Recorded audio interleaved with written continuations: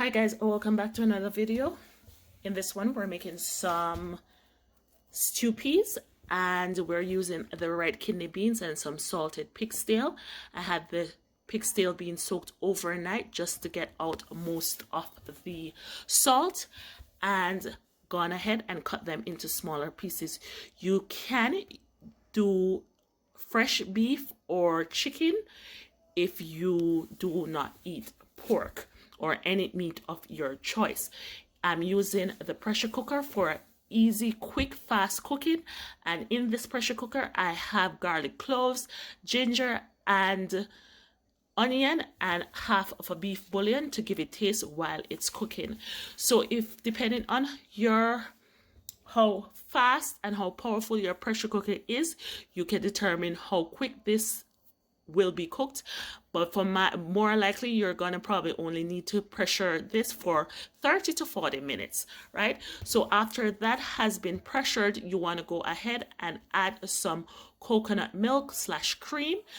Again, for easy cooking, fast cooking, I've chosen to use a can or half a can of coconut cream, and this coconut cream is on the thicker side, so this is the cream, not the milk.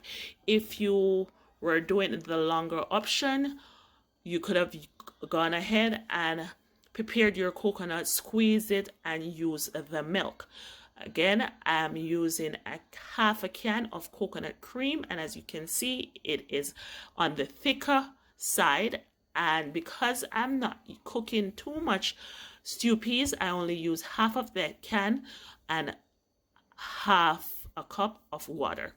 So to add a little bit more flavor to the pot, I use the other half, because I wanted a little bit more flavor, the other half of the beef bouillon, some scallion, and thyme.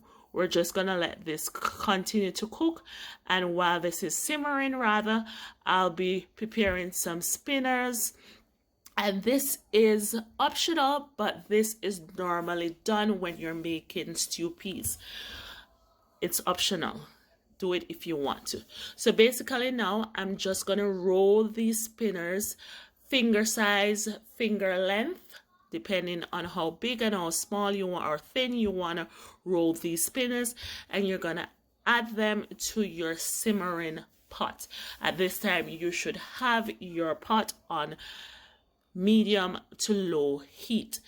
When you put your spinners into your pot, you also want to ensure that you have enough liquid so that these can be properly cooked. And after you have added those, you want to still keep your flame, your stovetop, on that, medium to low heat. But you also want to ensure that your paste, your liquid gravy right there, won't be too thin or won't reduce that everything begins to stick to the pot. So right here, my gravy is at a consistency, a thickness to what I like. And because my pressure cooker was a little bit powerful and I probably left the peas and all of that cooked too long, the peas was a little bit soft, so I had previously taken out a little of the peas because I didn't want them to be overcooked. So right now, this is what my dinner is finished, and this is what the stew peas looks like. The gravy is at a thickness that is wonderful. It is not too runny, it is not too thick. I'm having this with some steam boiled rice, white rice, and some 2 slices of avocado pear / pear.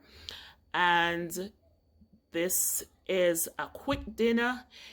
Some people might say it takes too long to cook, but if you have a pressure cooker, you can achieve this in an hour. Please like, share, and see you in the next one.